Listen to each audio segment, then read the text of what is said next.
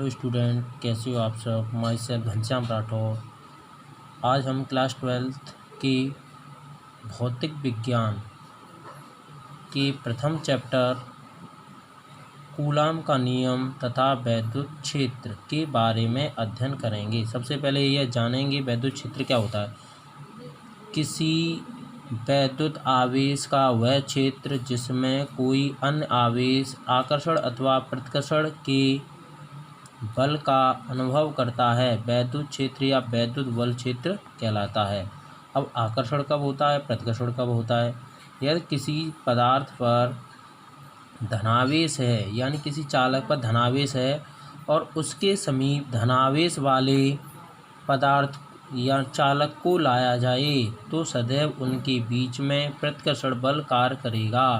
यदि किसी पदार्थ पर धनावेश है और उस पदार्थ के समीप यानी उस चालक के समीप ऋणावेश वाले चालक को लाया जाए तो उनके बीच में आकर्षण बल कार्य करेगा। यानी इससे यह स्पष्ट होता है कि समान आवेश वाले चालकों पर सदैव प्रतिकर्षण बल कार्य करता है और विपरीत आवेश वाले चालकों के बीच में सदैव आकर्षण बल कार्य करता है। अब नेक्स्ट, वैद्युत आवेश का संरक्षण। इससे पहले ये और जानते हैं आवेश क्या होता है। वे पदार्थ जिनमें विद्युत का प्रभाव संचय यानी विद्युतमय, वे पदार्थ जो विद्युतमय हो जाएं यानी जिनमें विद्युत प्रवाहित हो सके, उनमें आवेश की मात्रा, आवेश की प्रकृति उपस्थित होती है, यानी वे पदार्थ ही आवेशित पदार्थ कहलाते हैं। नेक्स्ट, वैद्युत आवेश का संरक्षण।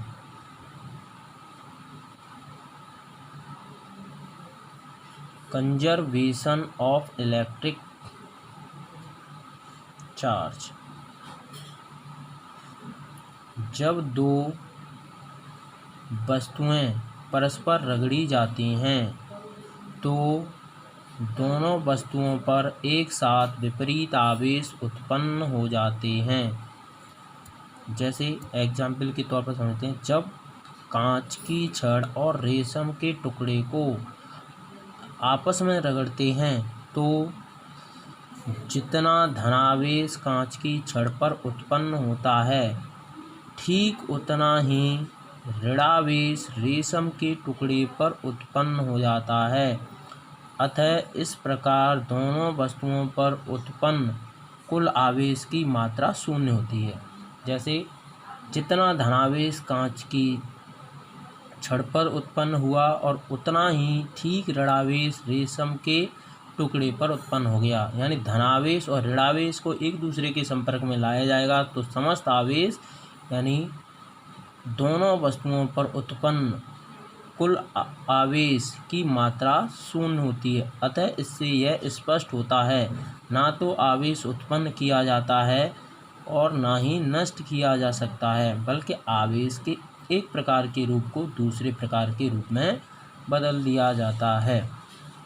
या आपने देखा होगा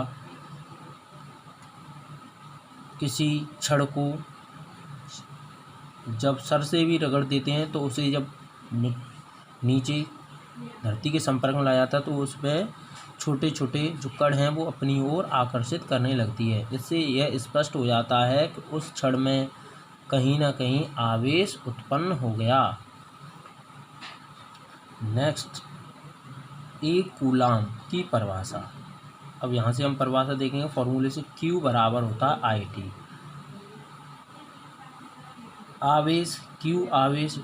आवेश को Q से डिनोट करते हैं। आवेश का जो यूनिट होती है, जो मात्रक होता है, वो होता है कूलाम। अब यहाँ से माना मैंने I बराबर 1 एम्पियर और T बराबर 1 सेकेंड, तो Q बराबर इन दोनों I और T की वैल्यू को यहाँ पुटअप करेंगे फॉर्मूले में। तो Q बराबर, जैसे यहाँ पर Q है तो यहाँ Q बराबर, यहाँ I की वैल्यू कितनी मानी 1 इंटू T की वैल्यू कितनी 1 का मल्टीप्लाई किया तो 1 कूलाम। इससे यह स्पष्ट होता है कि यदि किसी चालक में 1 एम्पीयर की विद्युत धारा 1 सेकंड तक प्रवाहित हो यदि किसी चालक में 1 एम्पियर, पहले ही मान चुके हैं आई की वैल्यू कितनी 1 एम्पियर, और टी हमने पहले ही समय जो माना है वो कितना 1 सेकंड। यदि किसी चालक में 1 एम्पियर की वैद्युत धारा 1 सेकंड तक प्रवाहित हो तो उस चालक में से गुजरने वाले आवेश की मात्रा 1 कूलाम होगी। यदि किसी चालक में 1 एम्पियर की वैद्युत धारा 1 सेकंड तक प्रवाहित हो तो उस चालक में से गुजरने वाली आवेश की मात्रा 1 कूलाम होगी। नेक्स्ट, कूलाम का नियम, इम्पोर्टेंट भी है, बोर्ड परीक्षा में पूछा भी जाता है बहुत। इसका चित्र है, यहाँ Q1 Q2 दो आवेश हैं, इनके बीच की जो दूरी है वो स्मॉल r है। अब कूलाम का नियम क्या है?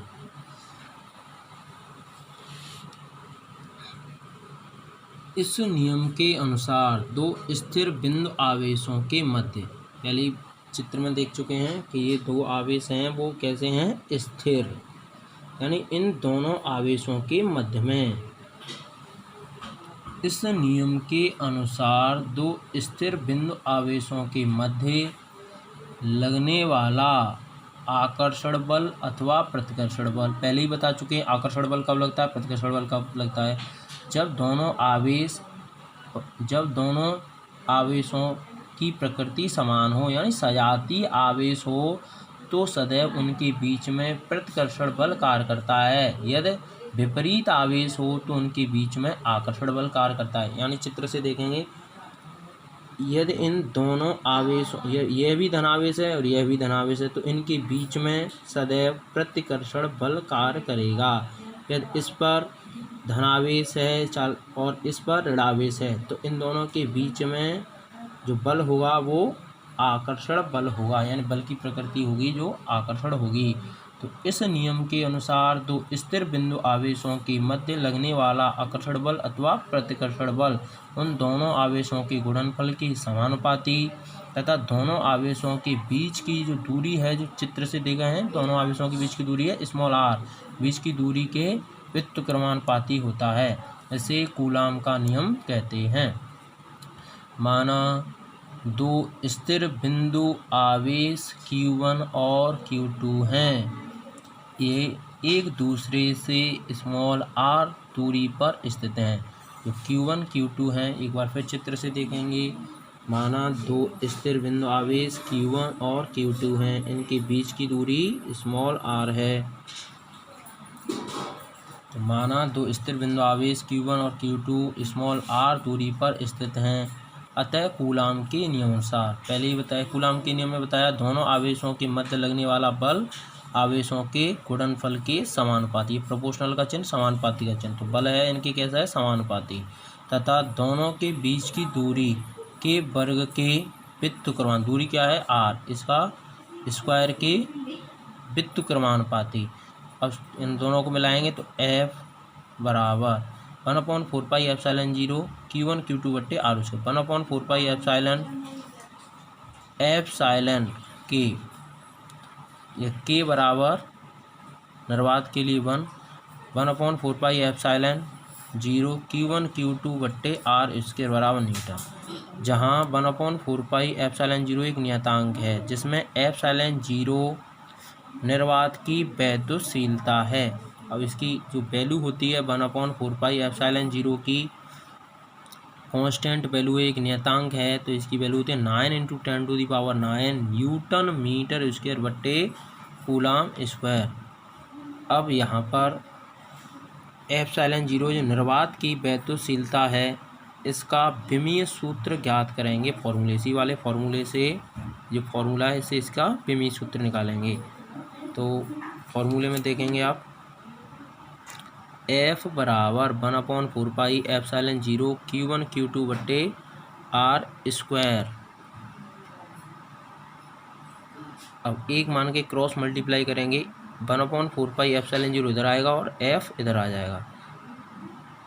विमीय राशियों में जहाँ पर विमीय सूत्र ज्ञात किए जाते हैं, जिन भौतिक राशियों के उनमें जो कांस्टेंट वैल्यू होती हैं, अंक हुआ, पाई हुआ, इनकी कोई यूनिट नहीं होती, यानी इनका कोई मात्रक नहीं होता है, तो ये नियतांक के बराबर होती हैं। तो यहाँ पर एप्सिलॉन 0 रह जाएगा, एप्सिलॉन 0 इधर आएगा और एफ इधर आ जाएगा। तो एप्सिलॉन 0 बराबर हो गया Q1 Q2 अपनी जगह पर ऊपर हैं, Q1 Q2 बट्टे में क्या आ जाएगा FR²। अब यहाँ बता दें Q बराबर IT, I होता है एम्पियर और T होता है सेकेंड। तो Q किसके बराबर रखा जाएगा, एम्पियर सेकेंड। F बल है, बल F बराबर होता है M या मास द्रव्यमान है, इसकी यूनिट होती है किलोग्राम, और A त्वरण है, जिसका यूनिट है मात्रक मीटर बट्टे सेकेंड स्क्वायर। इन वैल्यूओं को यहाँ ला के पुटअप कर देंगे। तो एप्सिलॉन 0 बराबर एम्पियर सेकेंड, एक बार आया Q तो इसकी जगह एम्पियर सेकेंड, फिर दोबारा आया Q2 इसकी जगह भी एम्पियर सेकेंड। अब बट्टे में है F पहले बता चुके हैं, F बराबर M है, तो M जो वैल्यू है यूनिट है किलोग्राम मीटर बट्टे सेकेंड स्क्वायर इंटू R²। तो R की यूनिट, R हो रही है डिस्टेंस, दूरी की यूनिट मात्रक होता है मीटर, इस पर स्क्वायर लगा तो यहाँ भी स्क्वायर लगा देंगे, तो मीटर स्क्वायर। अब जो सेकेंड स्क्वायर है चौथी संख्या होने के कारण ये ऊपर आ जाएगी। तो एम्पियर का मल्टीप्लाई करेंगे तो एम्पियर को डिनोट करते हैं A से, तो A²। अब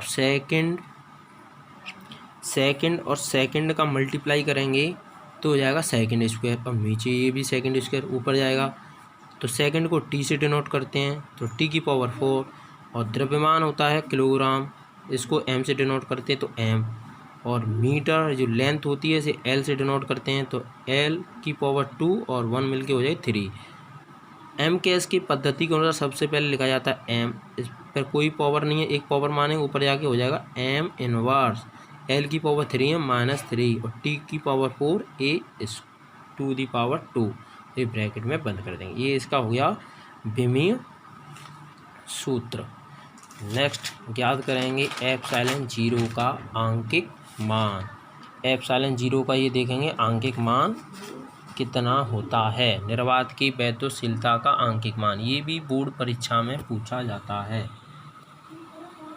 हम पहले ही बता चुके हैं 1/4 पाई एप्सिलॉन 0 बराबर वैल्यू होती है 9 × 10⁹ तो देखें एप्सिलॉन 0 को तो यहाँ पर ले आएंगे और पूरी वैल्यू को इसके अपॉन में ला देंगे।